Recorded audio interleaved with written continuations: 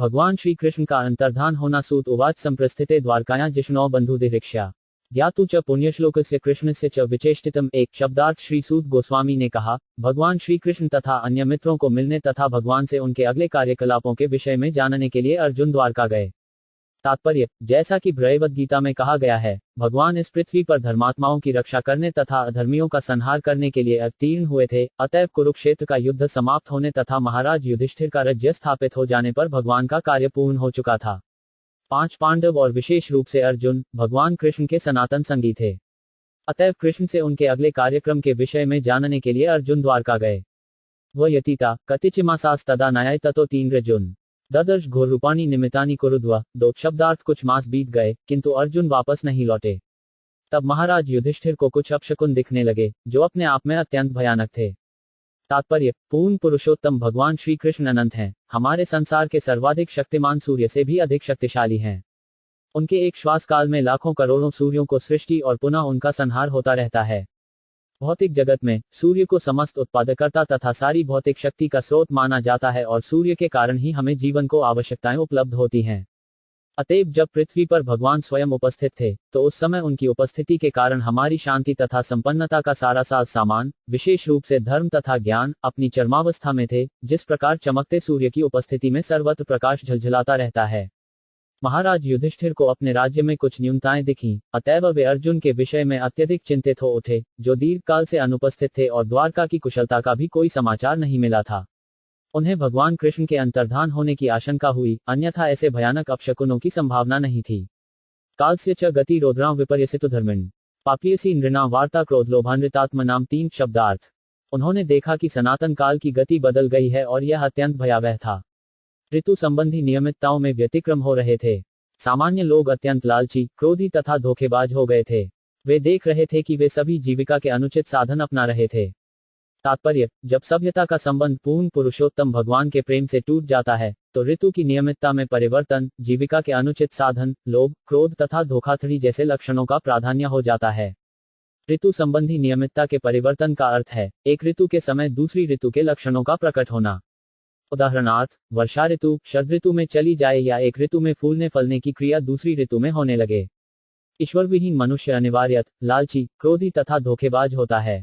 ऐसा व्यक्ति किसी भी साधन से अपनी जीविका चला सकता है, चाहे वह साधन उचित हो या अनुचित। महाराज युधिष्ठिर के राज्यकाल में ध्यान खींचने वाली बात यह थी कि उपर्युक्त सारे लक्षणों का अभाव था। लेकिन जब महाराज युधिष्ठिर को अपने राज्य के दैवी वातावरण में यत्किंचित परिवर्तन का अनुभव होने लगा तो वे चकित हो गए और उन्हें तुरंत आशंका हुई कि भगवान अप्रकट हो गए हैं। जीविका के अनुचित साधनों का अर्थ है अपने वृत्तिपरक कर्म से हटना। हर एक के लिए, चाहे वह ब्राह्मण हो या क्षत्रिय, वैश्य या शूद्र, कुछ कर्म नियत हैं, किंतु यदि कोई इन कर्मों को न करके अन्यों के कर्म को अपना कर्म घोषित करते हुए उसे अपनाता है तो वह अनुचित कर्तव्य का पालन करता है। जब मनुष्य के समक्ष उच्चतर जीवन उद्देश्य नहीं होता और वह सोचता है कि उसका कुछ वर्षों का भौतिक जीवन ही सब कुछ है, तो मनुष्य संपत्ति तथा शक्ति के लिए अत्यधिक लोभी बन जाता है। अज्ञान ही मानव समाज की सारी विसंगतियों का कारण है और इस अज्ञान को हटाने के लिए, विशेष रूप से इस अधोगति के युग में, श्रीमद् भागवत रूपी प्रबल सूर्य अपना प्रकाश वितरित करने के लिए उपलब्ध है। ज हम प्रायम व्यवह च सौहदम पितृमातृ सुहृद भ्रातृ दंपतिना च कल्कनम 4 शब्दार्थ। सारे सामान्य लेन देन, यहाँ तक कि मित्रों के बीच के व्यवहार तक, कपट के कारण दूषित हो गए थे। पारिवारिक मामलों में पिता, माता तथा पुत्रों के बीच, शुभचिंतकों के बीच तथा भाई भाई के बीच सदैव गलतफहमी होती थी। यहाँ तक कि पति तथा पत्नी के बीच भी सदैव तनाव तथा झगड़ा होता रहता था। तात्पर्य, बद्धजीव में 4 दुर्गुण पाए जाते हैं: त्रुटियां करना, मूर्खता, असमर्थता तथा वंचितता। ठगी ये अपूर्णता के लक्षण हैं और इन चारों में से अन्यों को ठगने की प्रवृत्ति की प्रधानता रहती है। यह ठगी बद्धजीवों में इसलिए आती है क्योंकि वे प्रकृति पर प्रभुता जताने की अप्राकृतिक इच्छा से लिप्त होकर भौतिक जगत में फंसे हुए हैं। शुद्ध अवस्था में जीव नियमों द्वारा बद्ध नहीं रहता, क्योंकि अपनी शुद्ध अवस्था में उसे यह ज्ञान रहता है कि जीव परम पुरुष के अधीन है और इस तरह अधीन बने रहना उसके हित में है, बजाय इसके कि वह परमेश्वर की संपत्ति पर झूठी प्रभुता जताए। बद्ध अवस्था में यदि उसे सर्वस्व मिल जाए जो उसे कभी मिलने वाला नहीं है, तो भी वह तुष्ट नहीं होता, अतएव वह सभी प्रकार की ठगी करने लगता है, यहाँ तक कि वह अपने निकटतम प्रिय संबंधियों को भी ठगता है। ऐसी असंतोषजनक स्थिति में पिता तथा पुत्र या पति तथा पत्नी के बीच भी मेल नहीं रह पाता। लेकिन इन सभी विरोधी कठिनाइयों को एक विधि से दूर किया जा सकता है, और वह है भगवान की भक्तिमय सेवा। पाखंडमय संसार को भगवान को भक्तिमय सेवा की प्रतिक्रिया द्वारा ही रोका जा सकता है, अन्य किसी विधि से नहीं। जब महाराज युधिष्ठिर ने इस प्रकार की विषमता देखी, तो उन्होंने अनुमान लगा लिया कि इस धरती से भगवान का तिरोभाव हो चुका है। निमित्तान्यत्यरिष्टानि काले त्वनुक्ते नृणाम लोभाय धर्म प्रकृति दृष्टिवाचानुजम नृप। 5 शब्दार्थ। कालक्रम में ऐसा हुआ कि लोग लोभ, क्रोध, गर्व इत्यादि के अभ्यस्त हो गए। महाराज युधिष्ठिर ने इन सब अपशकुनों को देखकर अपने छोटे भाई से कहा। तात्पर्य, जब समाज में लोभ, क्रोध, अधर्म तथा दंभ जैसे अमानवीय लक्षणों का प्राधान्य हो उठा, तो महाराज युधिष्ठिर जैसे धर्मात्मा राजा अत्यंत क्षुब्ध हो उठे। इस कथन से ऐसा प्रतीत होता है कि पतित समाज के ये सारे लक्षण उस काल के लोगों को अज्ञात थे और कलियुग के आगमन के साथ इनका अनुभव किया जाना उनके लिए आश्चर्यजनक था। युधिष्ठिर उवाच संप्रेषितो द्वारकायां जिष्णुबंधुदिहेक्ष्या ज्ञातु च पुण्यश्लोकस्य कृष्णस्य च विचेष्टितम् 6। पदार्थ। महाराज युधिष्ठिर ने अपने छोटे भाई भीमसेन से कहा, मैंने अर्जुन को द्वारका भेजा था कि वह अपने मित्रों से भेंट कर आए और भगवान श्री कृष्ण से उनका कार्यक्रम जानता आए। गता सप्ताधुना मासा भीमसेन तवानुज नायाति कस्य वा हेतोर्नः वेदेद्मज। 7 शब्दार्थ। जब से वह गया है, तब से 7 मास बीत चुके हैं, फिर भी वह लौटा नहीं। मुझे ठीक से पता नहीं है कि वहां क्या हो रहा है। अपि देवशनादिष्ट स कालोमुपस्थित यदात्मनो 5 माक्रीड भगवानुत्स शिक्षति। 8 शब्दार्थ। का या वे अपनी मर्त्यलोक की लीलाओं को छोड़ने जा रहे हैं, जैसा देवर्षि नारद ने इंगित किया था। क्या वह समय आ भी चुका है?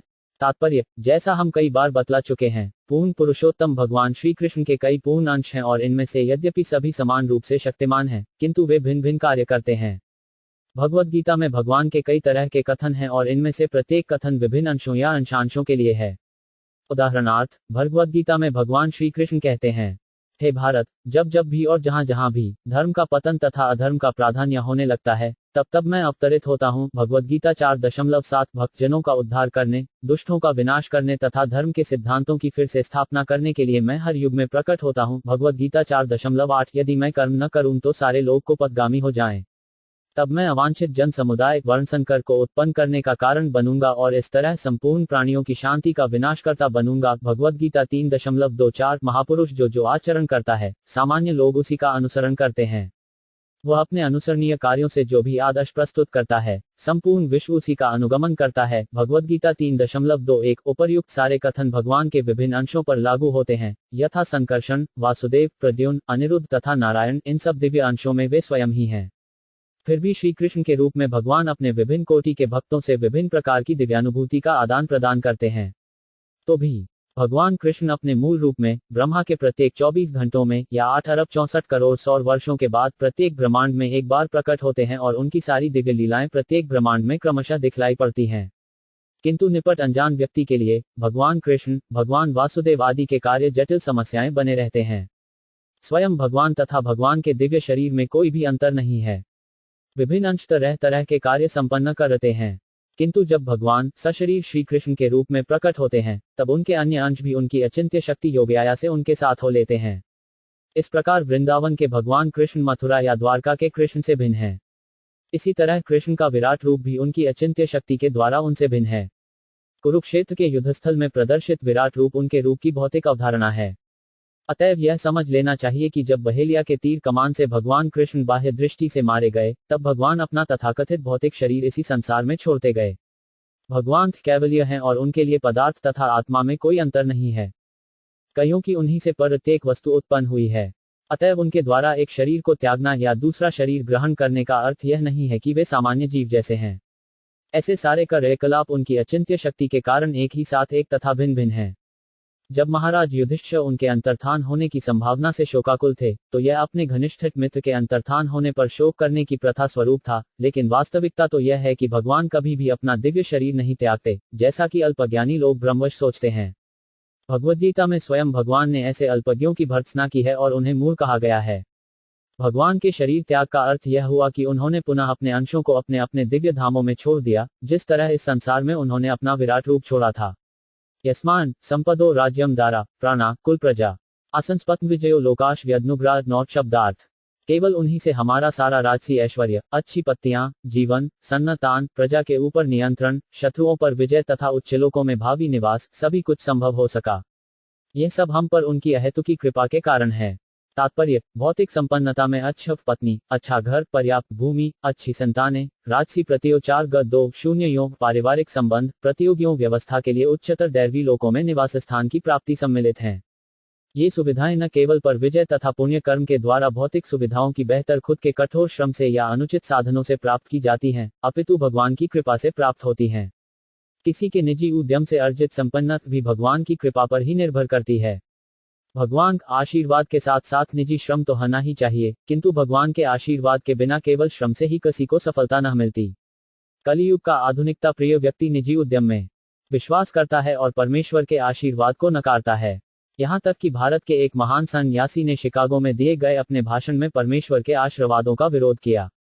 लेकिन जहां तक वैदिक शास्त्रों का संबंध है, जैसा कि श्रीमद् भागवत के पुष्टों में देखने में आता है, सभी प्रकार को सफलता का अंतिम अधिकार परमेश्वर के हाथों में रहता है। महाराज युधिष्ठिर अपनी निजी सफलता के प्रसंग में इस सत्य को स्वीकार करते हैं। अतएव मनुष्य के लिए करने योग्य यही होगा कि वह महान राजा एवं भगवान के भक्त के पदचिह्नों का अनुसरण करे, जिससे उसका जीवन पूर्णतया सफल बने। यदि भगवान को मर्जी के बिना कोई सफलता प्राप्त कर सकता था, तो कोई भी चिकित्सक वैद्य अपने रोगी को चंगा करने में असफल न होता। आधुनिकतम चिकित्सक के द्वारा रोगी की रोगी साथ बिना उन्नत चिकित्सा होने पर भी उसकी मृत्यु होती है, किंतु कभी कभी अत्यंत आशाहीन रोगी बिना किसी उपचार के आश्चर्यजनक रूप में चंगा हो जाता है। अतएव निष्कर्ष यह निकला कि सारी घटनाएं, चाहे अच्छी हों या बुरी, भगवान की मर्जी के कारण ही घटती हैं। किसी भी सफल व्यक्ति को अपनी सफलता के लिए भगवान के प्रति कृतज्ञता का अनुभव करना चाहिए। पशोत्पातान व्यास दारुणान शंसतो 5 दुराधयम नो बुद्धिमोहनम 10 शब्दार्थ। हे पुरुष व्याप, जरा देखो तो कि दैवी प्रभावों, पृथ्वी की प्रतिक्रियाओं तथा शारीरिक वेदनाओं के कारण उत्पन्न होने वाली कितनी खतरनाक आपदाएं हमारी बुद्धि को मोहित करके निकट के भविष्य में आने वाले खतरे की सूचना दे रही हैं।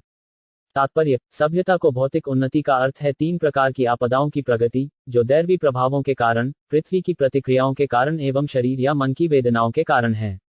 नक्षत्रों के दैविक प्रभाव से अनेक विपत्तियां आती हैं, जैसे अत्यधिक गर्मी, सर्दी, वर्षा या सूखा तथा इनके बाद के प्रभाव से दुर्भिक्ष, रोग तथा महामारी आती हैं। इन सब का सम्मिलित फल होता है शारीरिक तथा मानसिक क्लेश। मानवकृत भौतिक विज्ञान इन 3 प्रकार की आपदाओं का प्रतिकार करने के लिए कुछ भी नहीं कर सकता।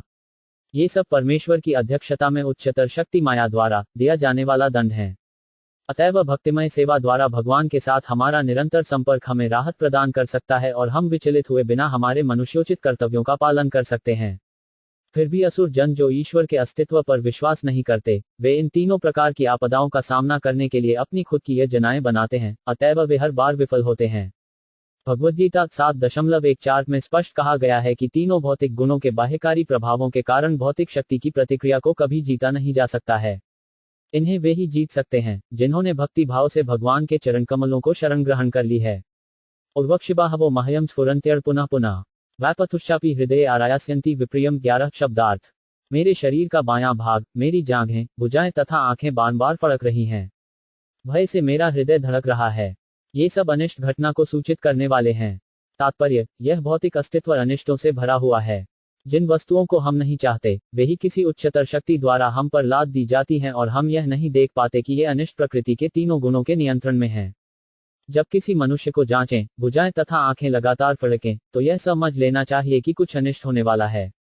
इन सब अनिष्टों की तुलना दावाग्नि से की जाती है। जंगल में कोई आग लगाने नहीं जाता, फिर भी यह आग स्वतः लग जाती है, जिससे जंगल के जीवों को अकल्पनीय विपत्तियां सहनी पड़ती हैं। ऐसी आग को किसी भी मानवीय प्रयास से नहीं बुझाया जा सकता। यह अग्नि केवल भगवान की कृपा से ही बुझ सकती है, जो अग्नि का शमन करने के लिए बादलों को भेजते हैं। इसी प्रकार कितनी भी योजनाएं क्यों न बनाई जाएं, जीवन की अप्रिय घटनाओं को रोका नहीं जा सकता। ऐसी विपत्तियां केवल भगवत कृपा से ही दूर की जा सकती हैं, जिसके निमित्त भगवान अपने प्रामाणिक प्रतिनिधि को भेजकर मनुष्य को प्रबुद्ध करते हैं और विपत्तियों से बचाते हैं।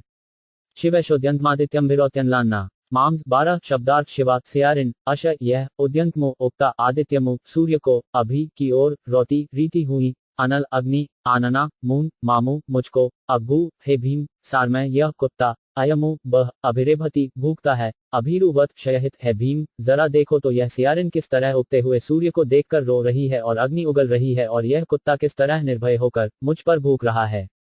तात्पर्य, ये कतिपय अपशकुन हैं, जो निकट के भविष्य में अनिष्ट का संकेत देने वाले हैं। शस्ता कुर्ति मासव्यम दक्षिण पशुओं 5 परे। वहांश पुरुष व्याप लक्ष्य रूहतो मम 13 शब्दार्थ है भीमसेन, हे पुरुष व्यापद्र, अब गाय जैसे उपयोगी पशु मेरी बाई ओर से निकले जा रहे हैं और गधे जैसे निम्न पशु मेरी प्रदक्षिणा कर रहे हैं। मेरे घोड़े मुझे देखकर रोते प्रतीत होते हैं।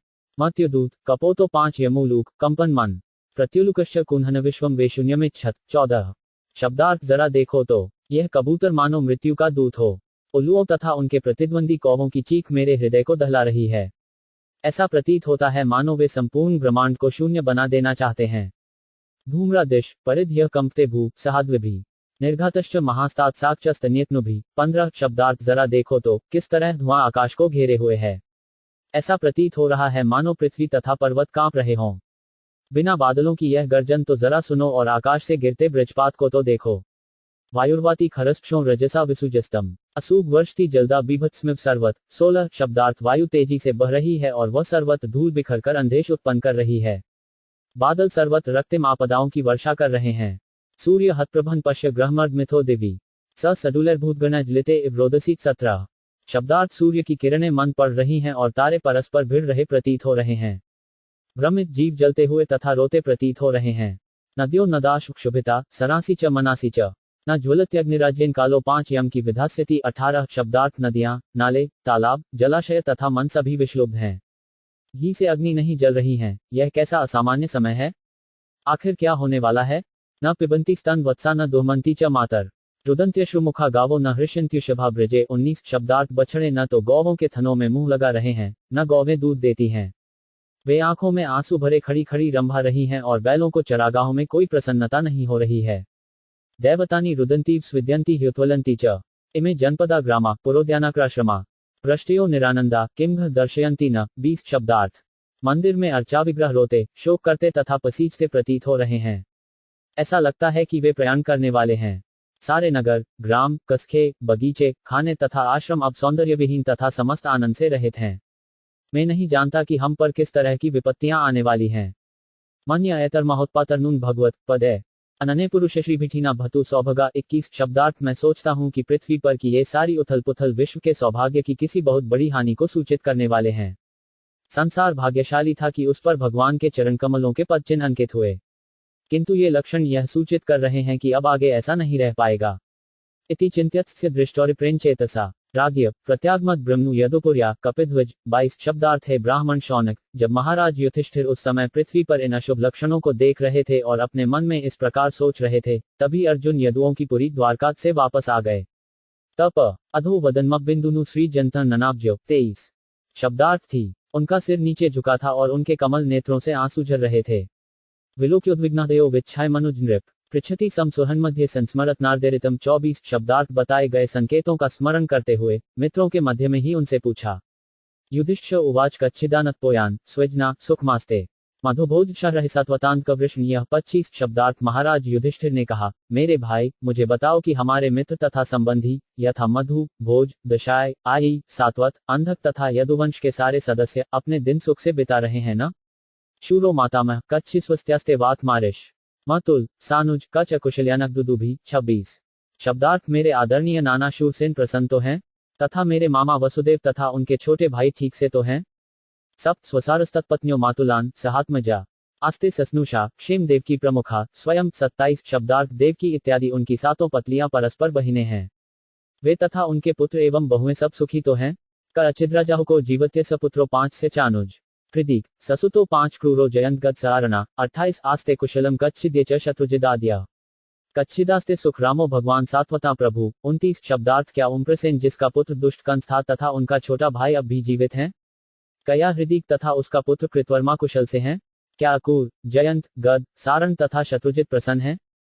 भक्तों के रक्षक भगवान बलराम कैसे हैं। तात्पर्य पांडवों की राजधानी हस्तिनापुर आजकल की नई दिल्ली के निकट कहीं पर स्थित थी और उग्रसेन का राज्य मथुरा में था। द्वारका से दिल्ली लौटते हुए अर्जुन अवश्य ही मथुरा नगरी गए होंगे, अतएव मथुरा के राजा के विषय में पूछताछ योग्य है। संबंधियों के विविध नामों में से भगवान कृष्ण के बड़े भाई राम या बलराम के साथ भगवान शब्द जुड़ा हुआ है, क्योंकि भगवान बलराम विष्णु वत्व के तुरंत के विस्तार हैं और भगवान कृष्ण के प्रकाश विग्रह हैं। परमेश्वर यद्यपि अद्वितीय हैं, किंतु वे अन्य तमाम जीवों के रूप में विस्तार करते हैं। विष्णु तत्व परमेश्वर के अंश विस्तार हैं और वे सब गुण तथा परिमाण की दृष्टि से भगवान के तुल्य हैं। लेकिन जीवशक्ति के अंश सामान्य जीवों की श्रेणी में आते हैं और वे जरा भी भगवान के तुल्य नहीं हैं। जो कोई जीवशक्ति तथा विष्णु तत्व को समान स्तर पर मानता है, उसे संसार का अधम जीव समझा जाता है। श्री राम या बलराम भगवत भक्तों के रक्षक हैं। वे समस्त भक्तों के गुरु हैं और उनकी अहेतुकी कृपा से पतित आत्माओं का उद्धार होता है। भगवान चैतन्य के आविर्भाव के समय श्री बलदेव व श्री नित्यानंद प्रभु के रूप में प्रकट हुए थे, जिन्होंने जगाई तथा माधाई नामक दो अत्यंत अथम जीवों का उद्धार अपनी अहेतुको कृपा द्वारा किया। अतएव यहाँ इसका विशेष उल्लेख है कि बलराम भगवत भक्तों के रक्षक हैं। उनकी दैवी कृपा से ही कोई परमेश्वर कृष्ण तक पहुंच सकता है। अतएव श्री बलराम भगवान के कृपा अवतार हैं, जो गुरु के रूप में, शुद्ध भक्तों के ग्राता के रूप में प्रकट होते हैं। प्रद्युम्न सर्ववृष्णिना सुखमस्ते महारथ गंभीर्यो 5 निरुद्धों वर्धति भगवानु 30 शब्दार्थ। वृष्णि कुल के महान सेनापति प्रद्युम्न कैसे हैं? वे प्रसन्न तो हैं, और भगवान के पूर्ण अंश अनिरुद्ध ठीक से। तात्पर्य, प्रद्युम्न और अनिरुद्ध भी भगवान के अंश हैं और इस तरह वे दोनों भी विष्णु तत्व हैं। द्वारका में भगवान वासुदेव अपने पूर्णाशों संकर्षण, प्रद्युम्न तथा अनिरुद्ध सहित अपनी दिव्य लीलाओं में व्यस्त रहते हैं। अतएव इनमें से प्रत्येक को भगवान कहा जा सकता है, जैसा कि अनिरुद्ध नाम के साथ कहा जा चुका है। सुषेणश्वारुदेशंशव सांबो जाम्बवती सुत अन्य च कारणे प्रवरा सपुत्रा ऋषभा। यह 31 शब्दार्थ कृष्ण के सभी सेना नायक पुत्र यथा सुषेण, चारुदेशन, जाम्बवती पुत्र साम तथा ऋषभ अपने अपने पुत्रों समेत ठीक से तो रह रहे हैं। तात्पर्य, जैसा कि पहले कहा चुक है, भगवान कृष्ण की 16,108 पत्नियां थीं और हर एक को 10-10 पुत्र थे। अतएव कुल मिलाकर 16,108 10-1,61,080 पुत्र थे। वे सब बड़े हुए तो उनके भी अपने अपने पिता को तरह 10-10 पुत्र हुए, जिससे भगवान के परिवार में 16,10,800 सदस्य थे। भगवान असंख्य जीवों के पिता हैं, अतएव उनमें कुछ ही इस पृथ्वी पर भगवान की द्वारका की दिव्य लीलाओं में उनके संगी रूप में बुलाए गए थे। यह आश्चर्य की बात नहीं है कि भगवान के परिवार में इतने सारे लोग थे। अच्छा तो यह होगा कि भगवान को तुलना अपने साथ करने से बचा जाए, और ज्यों ही हम भगव के दिव्य पद के थोड़े से अंश को ही समझ लेते हैं, त्यों ही यह बात एक सच्चाई बन जाती है। राजा युधिष्ठिर ने द्वारका स्थित भगवान के पुत्रों तथा पौत्रों का कुशल समाचार पूछते समय उनमें से केवल सेनानायकों के ही नाम लिए हैं, क्योंकि कृष्ण के परिवार भर के सदस्यों के नाम स्मरण रख पाना राजा के लिए संभव न था।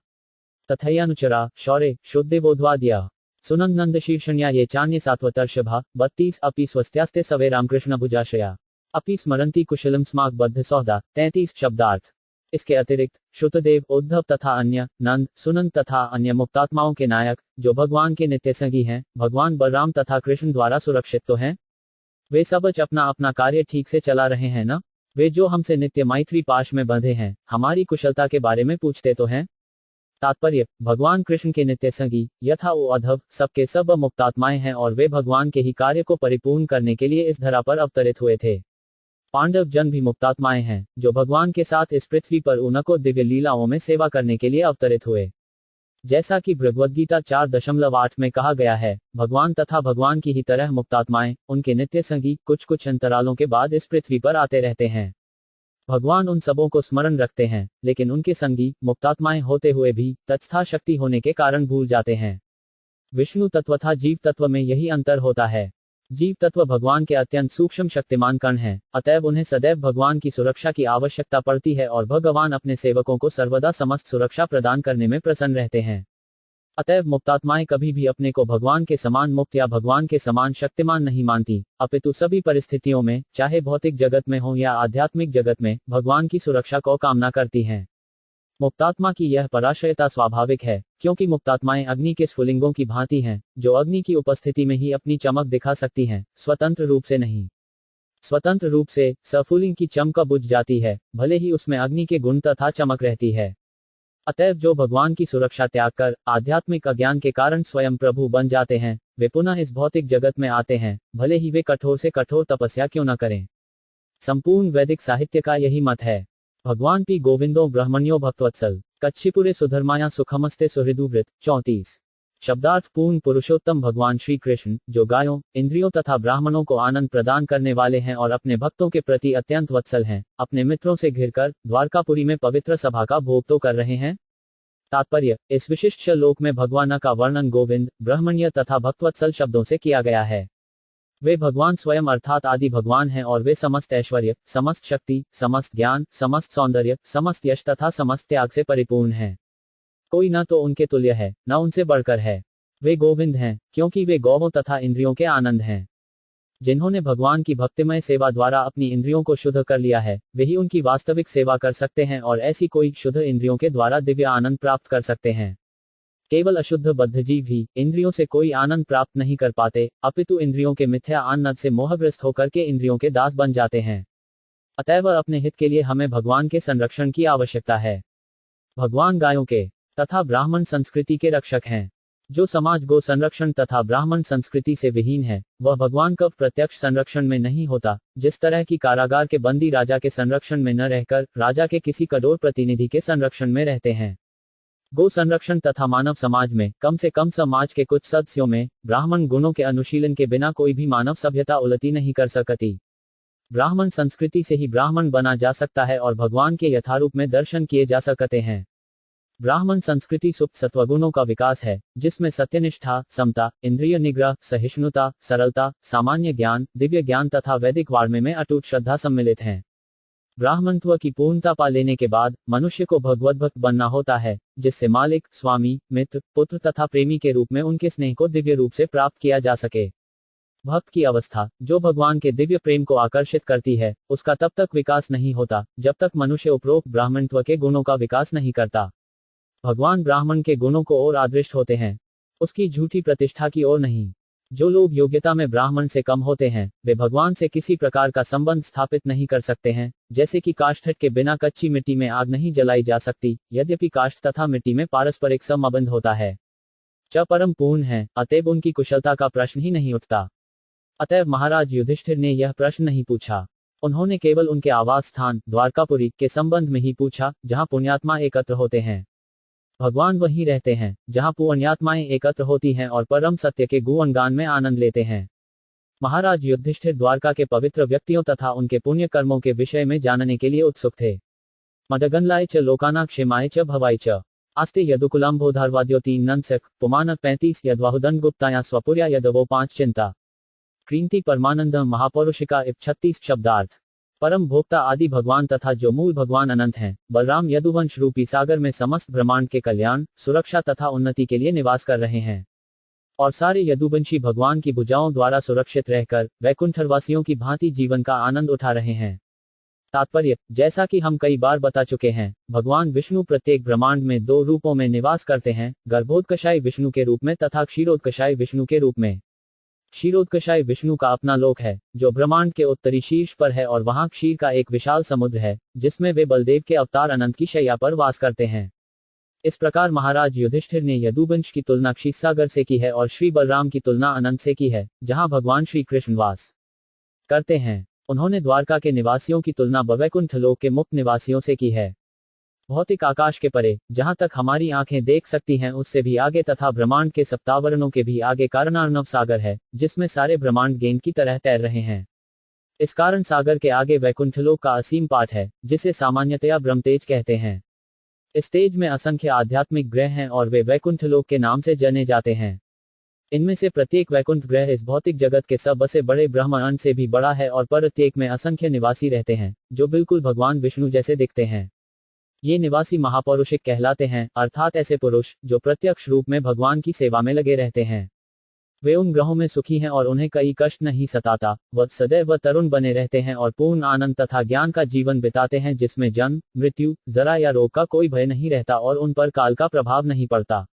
महाराज युधिष्ठिर ने द्वारकावासियों की तुलना वैकुंठलोक के महापौरुषिकों से की है, क्योंकि वे भगवान के साथ परम प्रसन्न हैं।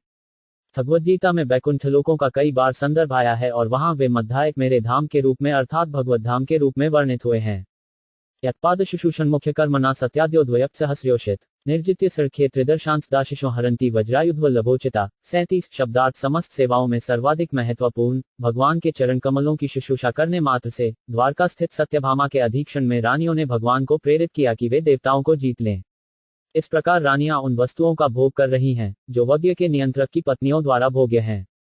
तात्पर्य, सत्यभामा द्वारका में भगवान श्री कृष्ण की पटरानियों में से एक। नरकासुर का वध करने के बाद भगवान श्री कृष्ण सत्यभामा के साथ नरकासुर के महल में गए। वे इंद्रलोक भी सत्यभामा के साथ गए थे, जहां सत्यभामा का स्वागत शची देवी द्वारा हुआ, जिन्होंने देवों को माता अदिति से उनका परिचय कराया। अदिति सत्यभामा से अत्यंत प्रसन्न हुई और उन्होंने वर दिया कि जब तक भगवान कृष्ण पृथ्वी पर रहें, तब तक वे तरुणी बनी रहें। अदिति ने उन्हें स्वर्गलोक में देवताओं द्वारा भोग्य सारी वस्तुएं भी दिखलाईं। जब सत्यभामा ने पारिजात पुष्प देखा तो उन्होंने उसे द्वारका स्थित अपने महल में ले जाने की इच्छा व्यक्त की। तत्पश्चात वे अपने पति के साथ द्वारका लौट आईं और उनसे इच्छा व्यक्त की कि पारिजात पुष्प को द्वारका में उनके महल में ले आएं। सत्यभामा का महल बहुमूल्य रत्नों से विशेष रूप से सुसज्जित किया गया था और ग्रीष्म ऋतु में भी महल का भीतरी भाग शीतल बना रहता था, मानो वातानुकूलित हो।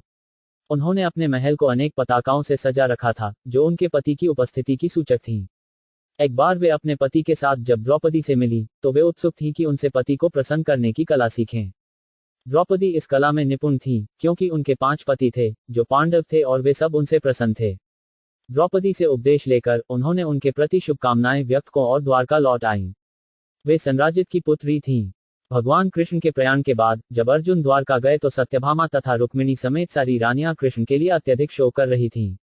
अपने जीवन के अंत समय में उन्होंने जंगल में जाकर कठिन तपस्या की। सत्यभामा ने अपने पति को उकसाया कि वे स्वर्गलोक से पारिजात पुष्प लाएं और भगवान ने बलपूर्वक देवताओं से उसे प्राप्त किया, ठीक उसी तरह जिस प्रकार एक सामान्य पति अपनी पत्नी को रिझाने के लिए इच्छित वस्तुएं लाता है। यह पहले ही बताया जा चुका है कि भगवान को सामान्य व्यक्ति को भांति अपनी पत्नियों के आदेशों को पूरा करने की आवश्यकता न थी, लेकिन चूंकि रानियों ने उच्च कोटि की भक्ति भगवान की शुश्रूषा करना स्वीकार किया था, अतएव भगवान भी आज्ञाकारी पति की भूमिका निभा रहे थे। पृथ्वी का कोई भी व्यक्ति स्वर्गलेख की कोई वस्तु और वह भी पारिजात पुष्प प्राप्त करने की बात सोच भी नहीं सकता, क्योंकि उसका उपयोग केवल देवता करते हैं। लेकिन भगवान की आज्ञाकारिणी पत्नियां होने के कारण रानियों को भी स्वर्ग के निवासियों की विशेषाध 45 कारपत्नियों जैसा विशेषाधिकार प्राप्त था। दूसरे शब्दों में, भगवान अपनी सृष्टि की प्रत्येक वस्तु के स्वामी हैं, अतएव द्वारका की रानियों के लिए ब्रह्मांड की किसी भी दुर्लभ वस्तु को प्राप्त कर पाना आश्चर्यजनक नहीं था। यद्वाहुदंडाभ्युदयानुजीविनो यदुप्रवीरा हमकुत भयमोहुः बलातु सभा सुधर्मा सुरसत्तमोचिताम 38 शब्दार्थ बड़े बड़े यदुवंशी वीर भगवान श्री कृष्ण की बाहुओं द्वारा सुरक्षित रहकर सभी प्रकार से निर्भय बने रहते हैं।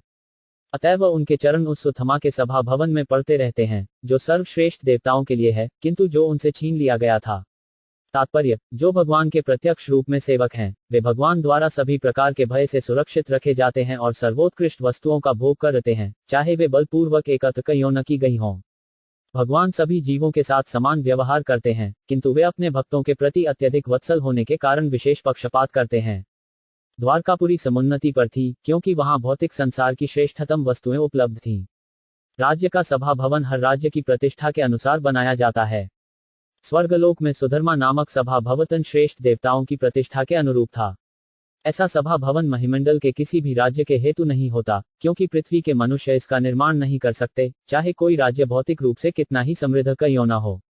किंतु जब भगवान कृष्ण इस धरा पर विद्यमान थे तो इस स्वर्गिक सभागार को यदुवंशियों ने छीनकर इसे द्वारका में लाकर स्थापित किया था। वे ऐसा बल प्रयोग कर सकते थे क्योंकि उन्हें विश्वास था कि परम भगवान श्री कृष्ण उनकी रक्षा करेंगे। दूसरे शब्दों में, भगवान के शुद्ध भक्त भगवान के लिए ब्रह्मांड की श्रेष्ठ वस्तुएं ला जुयते हैं। यदुवंशियों ने भगवान कृष्ण के लिए ब्रह्मांड में सुलभ सारे सुख साधन जुटा दिए थे, जिसके बदले में भगवान ऐसे भक्तों की रक्षा करते थे जिससे वे निर्भय थे। भुलक्कड़ बद्ध जीव भयभीत रहता है, किंतु मुक्तात्मा कभी भयभीत नहीं रहता। जिस प्रकार एक छोटा सा बालक जो अपने पिता की कृपा पर पूर्ण रूप से आश्रित रहता है, वह कभी किसी से डरता नहीं। भीरुता जीव के लिए एक प्रकार का मोह है, जिसमें वह निद्रा में रहकर भगवान के साथ अपने नित्य संबंध को भूल जाता है। चूंकि वैधानिक रूप से जीव कभी मरता नहीं, जैसा कि भगवद्गीता 2.20 में कहा गया है, तो फिर भीरुता का क्या कारण है? कोई व्यक्ति स्वप्न में बाघ से डर सकता है, किंतु उसी की बगल में जगते हुए व्यक्ति को कोई बाघ नहीं दिखता। यह बाघ दोनों के लिए, अर्थात सोए हुए व्यक्ति के लिए तथा जागते हुए व्यक्ति के लिए मिथ्या है, क्योंकि वास्तव में वहां पर बाघ है ही नहीं। लेकिन जो व्यक्ति अपने जागृत जीवन को भूल जाता है, वह भयभीत रहता है, और जो अपनी स्थिति को नहीं भूलता, वह भी बिल्कुल नहीं डरता। इस तरह सारे यदुवंशी भगवान की सेवा के प्रति पूर्ण रूप से जागरूक थे। अतएव उनके लिए बाघ से किसी समय भी भयभीत होने का प्रश्न ही नहीं था। यदि असली बाघ होता भी, तो भगवान उनकी रक्षा करने के लिए तो थे ही। कच्छितिष्णाम्यम तात भ्रष्ट तेजा विभासी में अलब्धमानो 5 वज्ञात की वा तात चिरोषित 39 शब्दार्थ। मेरे भाई अर्जुन, मुझे बताओ कि तुम्हारा स्वास्थ्य ठीक तो है? ऐसा लगता है कि तुम्हारे शरीर की कांति खो गई है। क्या द्वारका में दीर्घकाल तक रहने से, अन्यों द्वारा असम्मान तथा उपेक्षा दिखलाने से ऐसा हुआ है? तात्पर्य, महाराज युधिष्ठिर ने सभी प्रकार से अर्जुन से द्वारका का कुशलक्षेम पूछा, लेकिन उन्होंने अंत में यही निष्कर्ष निकाला कि जब तक स्वयं भगवान श्री कृष्ण वहां थे, तब तक कोई अशुभ घटना नहीं घट सकती थी। लेकिन साथ ही अर्जुन कांतिहीन लग रहे थे, अतएव राजा ने उनसे उनकी कुशलता पूछी और साथ ही अन्य महत्वपूर्ण प्रश्न भी पूछे। कच्छिन्नाभिः तो 5 भाव शब्दायभिर्मडलय न दत्तमुक्तमर्थिभ्य आशया यत् प्रतिश्रुत 40 शब्दार्थ। कहीं किसी ने तुम्हें अपमानजनक शब्द तो नहीं कहे, या तुम्हें धमकाया तो नहीं, क्या तुम याचक को दान नहीं दे सके, या किसी से अपना वचन नहीं निभा पाए। तात्पर्य, क्षत्रिय या धनी व्यक्ति के पास कभी कभी ऐसे व्यक्ति आते हैं जिन्हें धन की आवश्यकता रहती है। जब उन्हें दान देने के लिए कहा जाता है तो धन के स्वामी का कर्तव्य है कि पात्र, देश तथा काल का विचार करते हुए दान दे। यदि क्षत्रिय या धनी व्यक्ति इस कर्तव्य को पूरा नहीं कर पाता तो उसे इस विसंगति के लिए खेद होना चाहिए। इसी प्रकार दान देने के अपने वचन को नहीं भूलना चाहिए। ये त्रुटियां कभी कभी निराशा का कारण बनती हैं और विफल होने पर मनुष्य आलोचना का भागी होता है, और यही अर्जुन की विपन्नावस्था का कारण हो सकता था। कच्चित्वम ब्राह्मण बाल गांव वृद्ध रोगिण स्त्रियम शरणोपसूत सत्वम नात्याक्षी शरणप्रद 41 शब्दार्थ। तुम तो सदा से सुपात जीवों के यथा ब्राह्मणों, बालकों, गायों, स्त्रियों तथा रोगियों के रक्षक रहे हो। क्या तुम उनके शरण मांगे जाने पर उन्हें शरण नहीं दे सके। तात्पर्य, ब्राह्मक जन समाज के कल्याण कार्य के लिए भौतिक तथा आध्यात्मिक दोनों ही दृष्टि से ज्ञान की खोज में सदैव लगे रहते हैं, अतः वे सभी प्रकार से राजा के संरक्षण के पात्र हैं। इसी प्रकार राज्य के बालकों, गायों, रोगी व्यक्तियों, स्त्रियों तथा वृद्ध पुरुषों को राज्य या क्षत्रिय राजाओं के संरक्षण की अपेक्षा रहती है। यदि ऐसे जीवों को क्षत्रिय या राजा या राजसत्ता की ओर से संरक्षण नहीं मिलता तो यह क्षत्रिय या राज्य के लिए लज्जास्पद है। यदि अर्जुन के साथ सचमुच ही ऐसी घटनाएं घटी थीं, तो महाराज युधिष्ठिर उनके विषय में जानने के लिए आतुर थे।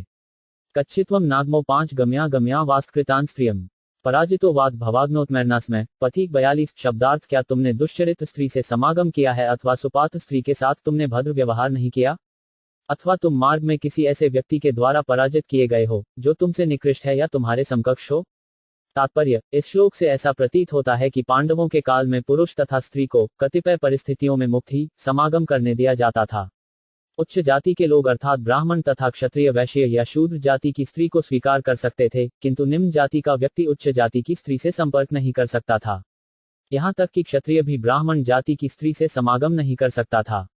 ब्राह्मण की पत्नी 7 माताओं में से एक मानी जाती है। अपनी माता, गुरु अथवा शिक्षक की पत्नी, ब्राह्मणी, राजा की पत्नी, गाय, थाय तथा पृथ्वी, ये सप्त मातृकाएं हैं। पुरुष तथा स्त्री के ऐसे समागम को उत्तम तथा अधम कहा जाता था। ब्राह्मण पुरुष तथा क्षत्रिय स्त्री का समागम उत्तम होता था, किंतु क्षत्रिय पुरुष तथा ब्राह्मण स्त्री का समागम अधम होता था, अतएव कुत्सित माना जाता था।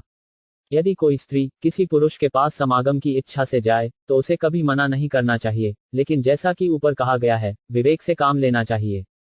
भीम के पास हिडिंबा आई थी और वह शूद्र से भी निम्न जाति की थी। ययाति ने शुक्राचार्य की पुत्री के साथ विवाह करने से इनकार कर दिया था, क्योंकि शुक्राचार्य ब्राह्मण था, वह यासदेव ब्राह्मण थे। उनसे पांडु तथा धृतराष्ट्र को जन्म देने के लिए कहा गया था।